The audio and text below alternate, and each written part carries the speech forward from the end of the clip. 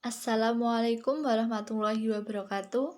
Kami dari kelompok 4 yang beranggotakan Rahmadiah Safitri, Rizky Nur Hakiki, dan saya sendiri Sinta Khairunisa akan mempresentasikan makalah hadis tentang kafa'ah dan nafkah.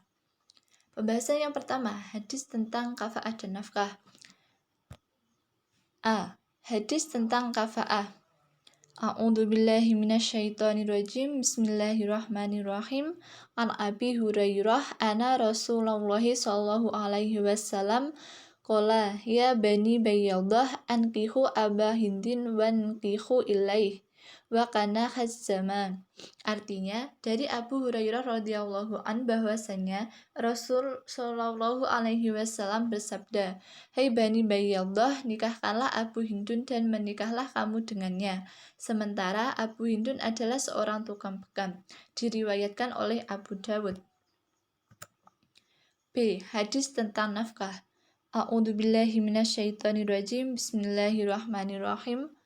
An Aisyah radhiyallahu anha qala dakhalat Hindun bintu Utbah imra'atu Abi Sufyan ala Rasulillah sallallahu alaihi wasallam faqalat ya Rasulullah inna Aba Sufyan rajulun sakhihun la yu'tini minan nafaqati ma ya'fini wa ya'fi baniya illa ma akhadtu min malihi bi ghairi ilmi fahal alayya fi dhalika min sunnah faqala khudi min malihi bil ma'rufi ma ya'fik wa ya'fi banik. Artinya, dari Aisyah radhiyallahu an ia berkata, Hindun binti Utbah istri Abu Sufyan menemui Rasulullah SAW seraya berkata, "Wahai Rasulullah, sesungguhnya Abu Sufyan seorang laki-laki yang pelit, tidak memberikan nafkah kepadaku dengan nafkah yang mencukupi untukku dan anakku, kecuali dari apa yang aku ambil dari hartanya tanpa sepengetahuannya. Apakah aku berdosa akan hal itu?"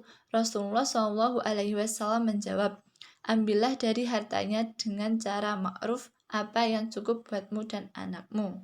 Muttafaqun alaih. Pembahasan yang kedua tentang kosakata dalam hadis. Qala berkata, imro'atu seorang perempuan, rajulun seorang laki-laki, sakhikun pelit, an-nafaqah nafkah, akhadtu ambil, malihi harta, al-ma'ruf ma'ruf, ya'fi cukup.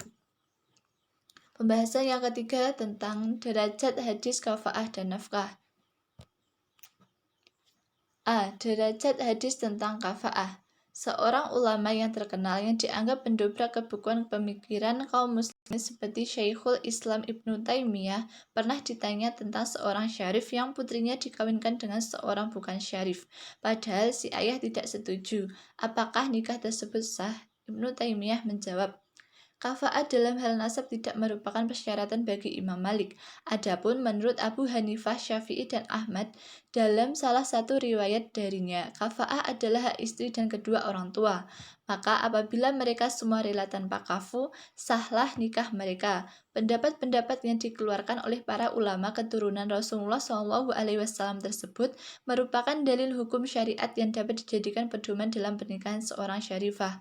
Mengapa demikian? Dikarenakan mereka adalah hujah-hujah ilahi yang berusaha menjaga umat ini dan memelihara kelurusan terhadap penyimpangan dari aspek-aspek ibadah dan lain-lain. Oleh karena itu, umat ini seyogyanya berpegang teguh kepada mereka serta tidak mendahului dan tidak mengabaikan mereka. Kemudian B. Derajat hadis tentang nafkah. Istilah hadis muttafaq alaih merupakan hadis dengan tingkat otentisitas yang tertinggi.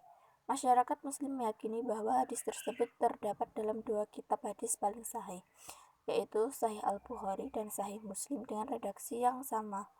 Lebih-lebih apabila informasi tentang hadis muttafaq alaih itu mereka peroleh dari kitab himpunan hadis yang telah menjadi referensi para tokoh agama, seperti dari kitab Al-Arba'in Al-Nawawiyah atau Riyad Al-Salihin karya Abu Zakaria Yahya bin Syaraf Al-Nawawi.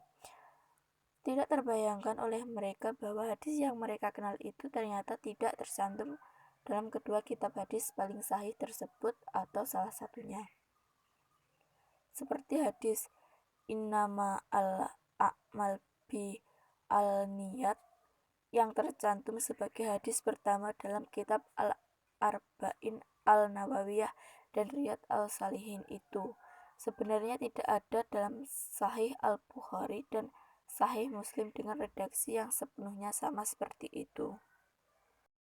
Selanjutnya, istinbat al-ahkam atau hukum yang terkandung dalam hadis kafa'ah dan nafkah.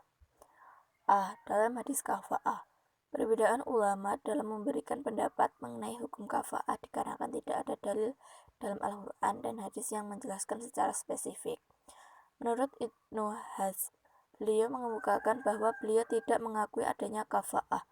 Menurut beliau, seorang muslim dapat menikah dengan siapa saja asalkan bukan dengan wanita pezina.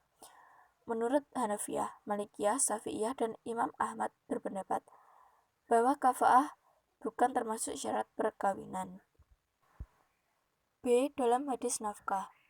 Yang pertama, wajibnya memberi nafkah atau uang belanja kepada istri dan anak-anak. Nafkah ini diemban secara khusus oleh seorang ayah atau suami dan tidak dapat dibebankan kepada sang ibu atau istri atau kerabat dekat. Yang kedua, ukuran nafkah itu disesuaikan dengan kondisi keuangan sang suami dan orang yang menafkahi. Dilihat dari aspek kekayaan, kefakiran, dan kemudahan rizkinya. Yang ketiga, nafkah itu hendaknya berlaku secara ma'ruf, artinya sesuai dengan adat dan tradisi yang berlaku.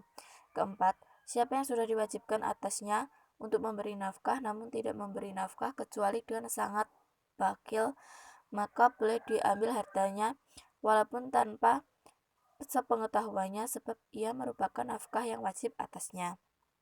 Yang kelima, sebagai pihak yang bertanggung jawab atas hajat orang banyak atau sebagai penguasa, maka penentuan ukuran besarnya nafkah itu ditentukan menurut pendapatnya sebab ialah orang yang diberi amanah dan memiliki kekuasaan atau berwenang atas hal itu. Sekian presentasi dari kelompok kami. Jika ada kurang lebihnya mohon dimaafkan. Terima kasih. Wassalamualaikum warahmatullahi wabarakatuh.